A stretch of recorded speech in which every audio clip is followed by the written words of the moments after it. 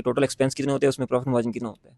Pharmacy जो इसका operating expense है टोटल, आइडियली ये होता है कि 8% से लेके 12%, यानी आपकी जो मंथली सेल है उसका 8 से 12% के दरमियान ही लाए करते हैं।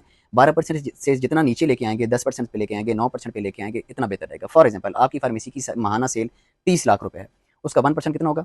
30 हज़ार, और उसका 10% कितना होगा? 3 लाख। तो 3 लाख से नीचे आप उसके एक्सपेंस से रखेंगे जितना, इतना बेहतर होगा। 8% पे रखें, ज़्यादा बेहतर है। 8% का मतलब है 2,40,000, तो आप कोशिश करें 2,40,000 जैसे कम में अपने एक्सपेंस रखें, यानी 8% से एक्सीड होंगे, इतनी चीज़ें आपके लिए मुश्किल हो जाएंगी। ये टोटल एक्सपेंस की बात हो रही है। अब इसको इंडिविजुअली देख लेते हैं। फार्मेसी एक्सपेंस में सबसे ज़्यादा जो होता है वो रेंट होता है, और उसके साथ बिजली के बिल होते हैं। ये आपके ना 3 से 5% के अंदर होने चाहिए। 3%, 4%, 5, इससे ज़्यादा नहीं, इससे कम होने चाहिए। फॉर एग्जाम्पल 30 लाख आपकी फार्मेसी की सेल है, तो उसका 1% कितना हो गया? 30 हज़ार। उसका 5% कितना हो गया? 1,50,000। तो आपके जो रेंट है और आपकी जो बिजली के एक्सपेंस हैं या यूटिलिटीज़ जितनी भी हैं, वो 5% से नीचे ही होने, आइडियली तो 3% होना चाहिए, यानी 90 तक होना चाहिए।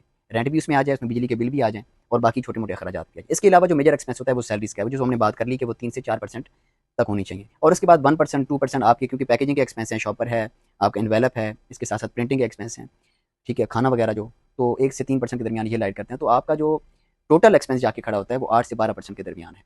तो इसी तरीके से उसके बाद आप अब देखें, ये जो टोटल प्रॉफिट मार्जिन है एक प्रोडक्ट पे, यानी तमाम वैरायटी पे हम जब बात करते हैं, किसी पे 6% है, किसी पे 8 है, 10 है, 12 है, 14.5% है, किसी पे 30% है, किसी पे 40% है, जिसमें हमने बात मुख्तलिफ की थी कि एट द एंड ऑफ ये तो देखना पड़ेगा कि आपकी फार्मेसी पे कौन सा आइटम ज़्यादा रन हो रहा है। मिल्क फार्मूला या डायपर्स या इस तरह की चीज़ें ज़्यादा सेल होती हैं जिन पे प्रॉफिट मार्जिन कम है, तो डेफिनेटली आपका नेट जो आप गेन कर रहे हैं, जो आपका प्रॉफिट आ रहा है वो कम है। तो उसमें से जब आप एक्सपेंस 8%, 10% निकालेंगे तो पीछे आपका 4%, 5% बच जाएगा।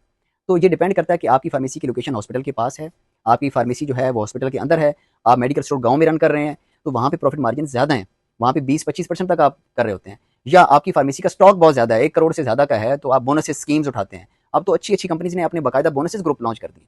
तो आपका जो प्रॉफिट मार्जिन है वो जो मैंने बात की थी, लोग नाराज़ हो गए हैं कि भाई ये कहाँ से निकाल लिया इसने। मैंने कहा था कि 18% से लेकर 22% तक है, मैं इसको रिवाइज कर लेता हूँ, आप नाराज़ ना हो, 15 से लेकर 22% तक है। तो अब ये देखना है कि अगर आप 20% ओवरऑल कमा रहे हैं तमाम वैराइटीज़ को सेल करने के बाद, आपका सॉफ्टवेयर आपको खुद पता है ये बता रहा है 20%, और उसमें 10% एक्सपेंस है, तो 10% आपका है, बहुत अच्छे जा रहे हैं। लेकिन अगर आपके पास प्रोडक्ट 14.5% वाली ज़्यादा सेल होती हैं, रनिंग प्रोडक्ट, प्रिस्क्रिप्शन प्रोडक्ट, और उसमें भी आप 10% डिस्काउंट ज़्यादातर देते हैं, तो फिर at the end of the day आपको 5%, 6%, 7%, तो ये डिपेंड करता है फिर आपने कैसे सर्वाइव करना है।